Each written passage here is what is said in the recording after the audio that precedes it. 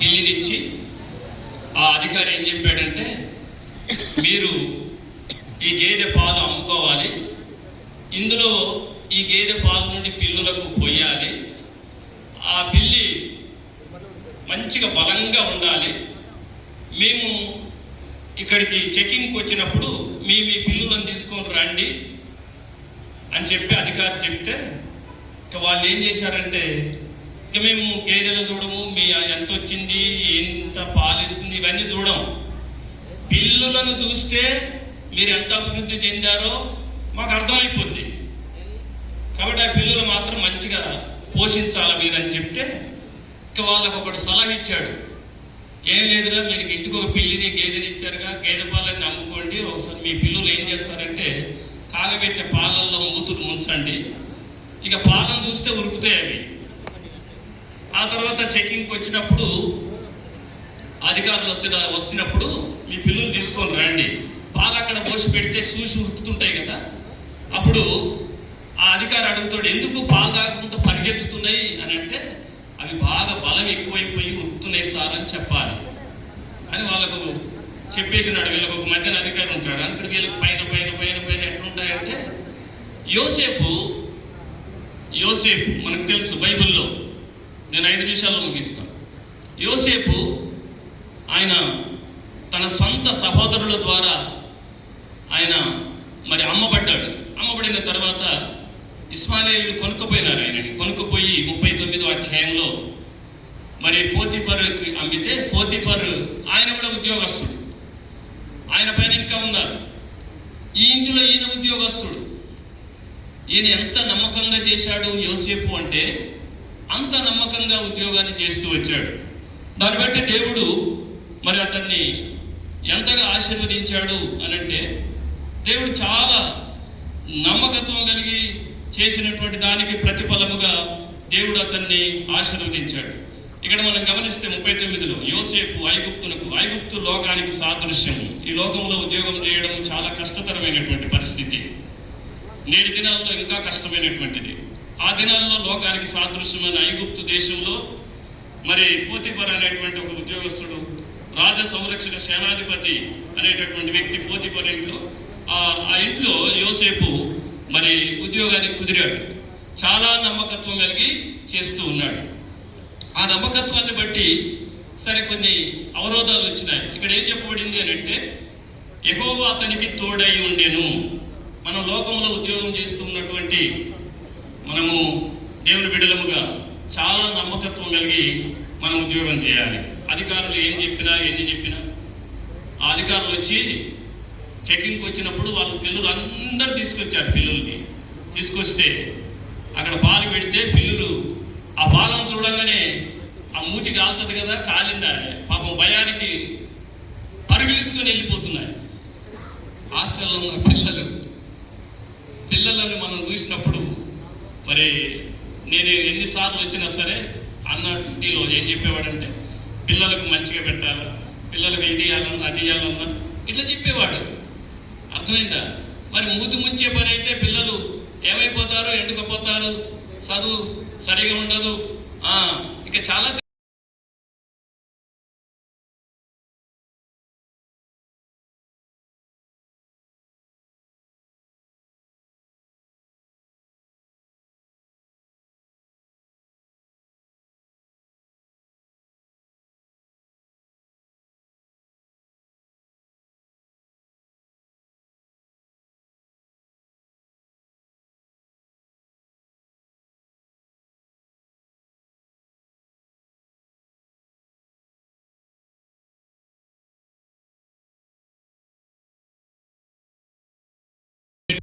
వచ్చేటప్పుడు పిల్లల విషయంలో పై అధికారులకు లోబడి నేటి వరకు నేను చాలా గర్విస్తాను ఈ విషయంలో. ఆయన 4 అవార్డులు తీసుకోవడం అంటే మామూలు కాదు. అలాంటి పరిస్థితుల్లో యోసేపు క్షీణ దశలో ఆయన అమ్మబడినప్పుడు పోతిఫర్ ఇంట్లో ఉద్యోగానికి కుదిరాడు. చాలా నమ్మకత్వం కలిగి ఉద్యోగం చేస్తూ వచ్చినాడు. చేస్తూ వస్తే దేవుడు అతనికి తోడై ఉన్నాడు. అయితే ఆ యజమాని దృష్టి కూడా చాలా నమ్మకత్వం కలిగి ఉంటే యోసేపుని బట్టి ఆ అధికారి అతని ఇల్లు కూడా ఆశీర్వదించబడింది. వాళ్ళకు కూడా కటాక్షం వచ్చేసింది. ప్రియమైనటువంటి వాళ్ళ ఉద్యోగం చేస్తూ ఉన్నప్పుడు మరి డిపార్ట్మెంట్లో కింది స్థాయి నుండి కూడా నమ్మకత్వం కలిగి చేస్తే పైన ఉన్నటువంటి అధికారులకు చాలా విలువ వచ్చేస్తుంది. ఇది కేవలము మనం గమనించినట్లయితే ఆనాడు మరి ఆయన చేస్తున్నటువంటి ఉద్యోగంలో ఆ ఇంటి యజమానుడికి ఘనత వచ్చేసింది. ఆ రీతిగా దేవుడు ఆయనను ఆశీర్వదిస్తూ వచ్చినాడు. అయితే పూర్తిగా అప్పగించేది అతడు తన ఇంటి మీదను తనకు కలిగిన దానంతటి మీదను అతని విచారణకర్తగా నియమించిన కాలం మొదలుకొని యెహోవా యోసేపు నిమిత్తము ఆ ఐగుప్తుని ఇంటిని ఆశీర్వదించను. యెహోవా ఆశీర్వాదము ఇంటిలోనేమి పొలములోనేమి అతనికి కలిగిన సమస్తము మీదను ఉండెను.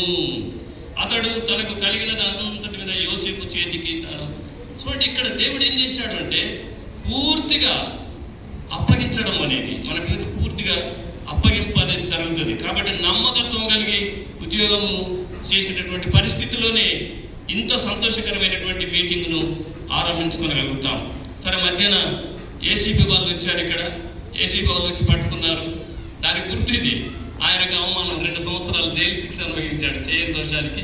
ఆ తర్వాత నమ్మకత్వం రుజువైనప్పుడు దేవుడు అక్కడ ఉన్నటువంటి అధికారి ఏం చేశాడంటే ఎట్లయిపోయినాడు యోసేపు అంటే, కాబట్టి ఇక్కడ మనం గమనిస్తే మరి కాబట్టి దేవుడే కానీ మీరు నన్ను ఇక్కడికి పంపలేదు, ఆయన నన్ను ఫరోకు తండ్రిగాను తన ఇంటి వారందరికీ ప్రభువుగాను ఐగుప్తు దేశమంతటి మీద ఏలికగా నియమించను. ఎట్లా దేవుడిగా ఏలికగా ఏ అధికారి అయితే ఉన్నాడో ఆ అధికారికి తండ్రిగా మరి యోసేపు అలా చేయబడ్డాడు.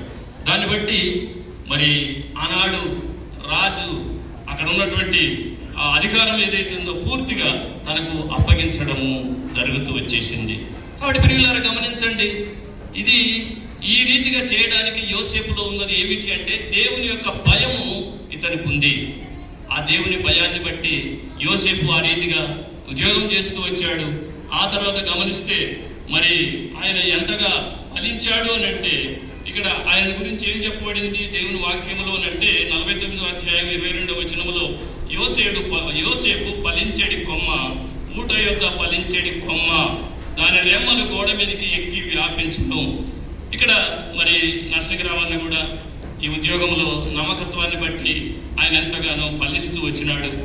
ఆ తర్వాత ఆర్థికంగా ఎన్నో పరిస్థితులు కలిగినప్పటికీ దేవుని మీద విశ్వాసంతో మరి బిడ్డల పెళ్లిలు, కొడుకు పెళ్లి, మనవళ్ళు, మనవరాళ్ళు, తర్వాత మరి వాళ్ళ రక్త బంధాన్నంతటినీ కూడా ప్రతి విషయంలో ఆహ్వానించడము, వాళ్ళకు చేయవలసినటువంటివన్నీ కూడా చేయడము, ఈ రీతిగా చేసి ఒక ఫలింపులోనికి వచ్చేసినాడు. కారణం ఏంటంటే దేవుని భయము ఎక్కువగా ఉన్న కారణం బట్టి. మనం ఈ లోకంలో జీవించిన మన జీవిత కాలంలో ఎక్కడైనా సరే నమ్మకత్వము చాలా ప్రాముఖ్యమైనటువంటిది.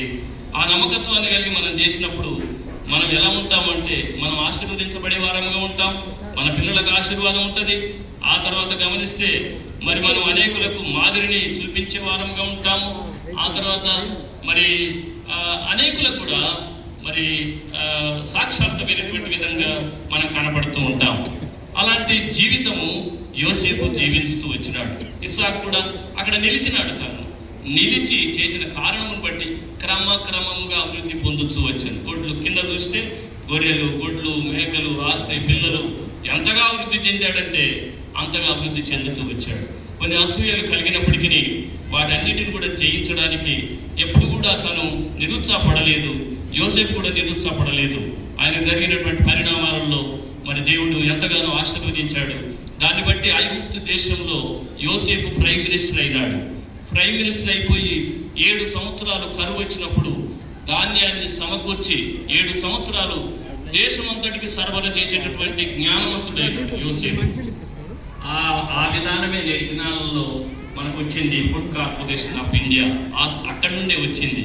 బైబిల్లో మనం మరి ఎక్కడి నుంచి అంటే పరమాణువు నుండి పర్వతం వరకు చూస్తే అన్ని విషయాలు బైబిల్లో ఉన్నాయి. అయితే మనకు ఎంతో తెలివి, జ్ఞానాన్ని, వివేచనను అందించేటటువంటిది అన్నమాట ఇది. అందుకని యోసేపు తనకు జరిగినటువంటి పరిణామంలో అవన్నీ కూడా జయిస్తూ వచ్చాడు. చివరికి ఐగుప్తు దేశంలో ప్రైమ్ మినిస్టర్ అయినాడు. కాబట్టి ప్రియులారా గమనించండి, నేటి దినాల్లో మనం ఎవరైనా సరే అలాంటి నమ్మకత్వం కలిగి ఉన్నప్పుడు మరి మనలను, మన కుటుంబాన్ని, మన పిల్లలను, మన రక్త సంబంధులను మనం ఎక్కడ పనిచేస్తామో ఆ ఆఫీసుకు ఆశీర్వాదము, ఆ ప్రాంతానికి ఆశీర్వాదము అయితే సమృద్ధిగా ఉంటుందనేది మనం ఈ భాగం నుండి గ్రహించవలసినటువంటి వారంగా ఉంటున్నాం. అలాగా యేసు మరి అన్న కూడా ఆయన ప్రభు అయిన యేసుక్రీస్తు వారిని సొంత రక్షకునిగా అంగీకరించి ఆ భయాన్ని బట్టి ఆయన ఎంతో జాగ్రత్తగా ఆయన ఈ లోకంలో జీవిస్తూ వచ్చాడు. సంఘంలో కూడా ఆయన ఎంతో బాధ్యతగా ఉండేవాడు. ఆ తర్వాత సంఘంలో వంటలు చేయటంలో ఆయన తగ్గింపుగా ఉండి ఎన్నో పనులు, నేను ఇక్కడ 9 సంవత్సరాలు ఉన్నాను. ఆ కాలంలో మరి అన్న మరి మన మందిరంలో పరిచర్య చేస్తూ వచ్చాడు. ఆనాడు అంతే చేస్తూ వచ్చినాడు, నేటికి అదే రీతిగా ఉన్నాడు. కారణం ఏంటిది అని అంటే ఆనాడున్న భయము. ఆరంభంలో అలాగే ఉన్నాడు, అంతంలో అలాగే ఉన్నాడు. చాలామంది ఆరంభంలో అద్భుతంగా ఉంటారు, అంతంలో ఆగమైపోతూ ఉంటారు. కాబట్టి ప్రియులారా గమనించండి, ఈ మధ్యాహ్న కాల సమయంలో ఆయనకి ఇంత సహనము, ఓర్పు రావడానికి గల కారణం ఏంటంటే ప్రభు అయిన యేసుక్రీస్తు వారిని ఆయన సొంత రక్షకునిగా అంగీకరించాడు. అయితే యేసు ప్రభు తన పాపములను క్షమించి ఆయనకు ఆత్మశాంతిని ఇచ్చాడు. చాలామంది ఏమనుకుంటారంటే ఇది యేసు ప్రభుది, ఇది మతము, ఇది మాయను అని అనుకుంటూ ఉంటారు. అలాంటిది కాదండి, ఇది ఆత్మశాంతి కొరకు యేసు ప్రభువుని అంగీకరించవలసినటువంటిది. అందుకనే యేసుక్రీస్తు ప్రభు వారు అన్నాడు, నేను శాంతిని మీకు అనుగ్రహిస్తున్నాను అన్నాడు. ఆయన శాంతికర్త, శాంతిదాత, నెమ్మదినిచ్చేవాడు, ప్రశాంతతనిచ్చేవాడు. ఎవరైతే మరి ఆ శాంతిని, ఆ ఆనందాన్ని ఈ లోకంలో అనుభవించాలంటే యేసు ప్రభువును నమ్ముకోవడం ద్వారా మనం ఏదైనా చేయాలంటే మరి ప్రతిదీ కూడా వివేచించి చేయడానికి ఆ యోచన అనేది మనకు వస్తుంది. లేకపోయినట్లయితే గుడ్డెద్దు చేలబడ్డట్టుగా ఉంటుంది. చేను దొక్కేది ఎక్కువ, చేను వేసేది తక్కువ. అలాంటి జీవితాలు కలిగి ఉంటూ ఉంటారు. కాబట్టి ప్రియులారా గమనించండి, మరి ఆయన అంగీకరించినటువంటి యేసుక్రీస్తు ప్రభువారు ఆయన 2025 సంవత్సరాలకు ముందుగా ఆయన ప్రపంచానికి మధ్యస్థానమైనటువంటి ఆ భూమధ్య రేఖ ప్రాంతము మరి యెరూషలేం, ఇశ్రాయేలు దేశములో మరి యేసుక్రీస్తు ప్రభువారు జన్మించారు. ఎందుకు అనంటే ఏదైనా కార్యం చేస్తే ప్రపంచానికి అంతా తెలవాలి కనుక యూనివర్సల్ అంటారు. ప్రపంచానికి మధ్యస్థానం భూమధ్య రేఖ. మనం క్లాసు 7 మనం 5-6 తరగతులలో భూమధ్య రేఖ, ఉత్తర ధ్రువము, దక్షిణ ధ్రువము చదువుతూ వచ్చాం. భూమధ్య రేఖ ప్రాంతము పాలస్తీనా, ఆ యెరూషలేము, బెత్లెహేములో ఆయన జన్మించాడు.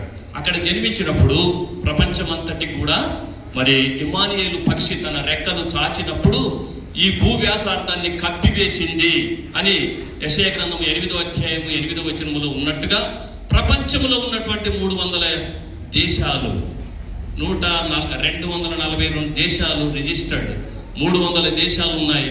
300 దేశాల్లో ప్రభువును నమ్మినటువంటి వాళ్ళు ఆత్మశాంతిని పొందుతూ ఉన్నారు. మతములకు దిగొద్దు, మాయలకు దిగొద్దు, మతం పట్టొద్దు.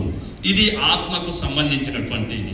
ఈ ఆత్మశాంతి కావాలంటే ప్రపంచంలో ఉన్నటువంటి మరి మానవులందరి కొరకు ఆయన ప్రపంచానికి మధ్యస్థానంలో జన్మించాడు. ఆయన పాపం లేకుండా జన్మించాడు, పాపం లేకుండా జీవించాడు. ఆ తర్వాత గమనిస్తే ఆయన 3.5 సంవత్సరాలు పరిచర్య చేస్తూ వచ్చినాడు. ఆయన సర్వమానవుల పాపాన్ని పరిహరించడం కొరకు ఆయన కల్వరి శిలువలో పంచగాయములు పొందినాడు. ఆయన అమూల్యమైన రక్తము కడపట్టు వరకు చిందించాడు. ఆ రక్తము మరి మరణించాడు, సమాధి చేయబడి 3వ దినమున మరణమును జయించి తిరిగి లేచి, ఓ మరణమా నీ విజయం ఎక్కడని మానవులమైన మనమంతటికి కూడా 2వ మరణము, నరకము లేదని నిరూపణ చేశాడు యేసుక్రీస్తు ప్రభువారు.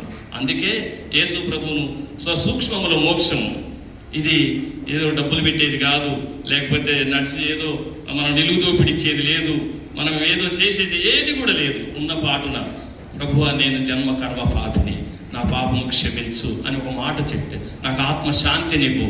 నేను ఈ లోకంలో జీవించిన నా జీవిత కాలంలో నాకు నెమ్మది, శాంతిని అనుగ్రహించు. ఒక దినాన నేను ఈ లోకాన్ని విడవాలి, నీ రాజ్యానికి రావాలా అని ఒక మాట ప్రార్థన చేస్తే వారి పాపములకు ప్రాయశ్చిత్తం కలుగుతుంది, వారికి రక్షణ వస్తుంది. జీవిత కాలంలో శాంతి, ఈ లోకాన్ని విడిచినప్పుడు ఆ పరలోక రాజ్యము, ఆ దేవునితో యుగయుగములు ఉండేటటువంటి ఆధిక్యత ప్రభు అనుగ్రహించనై ఉంటూ ఉన్నాడు. ఆ అనుభవంలో ఈ నరసింహరాజన్ వచ్చాడు కనుకనే ఈ దినాన ఈ కోడికను మరి కలిగి ఉండడానికి ఆస్కారం ఏర్పడింది. ఇప్పుడు ఆ రీతిగా మీరందరూ కూడా ఆ ఆత్మశాంతిని పొందాలని, ఆ పరలోక రాజ్యంలో మనం అందరం ఉండాలనేది ప్రభు కోరుతూ ఉన్నాడు. ఆ రీతిగా మేము కూడా మీ అందరి కొరకు మేము ప్రార్థన చేస్తాము. ఆ తర్వాత ముందున్నటువంటి కార్యక్రమం అంతట్లో కూడా దేవుడు సహాయపడినట్లుగా ప్రార్థన చేస్తాం. మిమ్మల్ని దేవుడు దీవించునుగాక.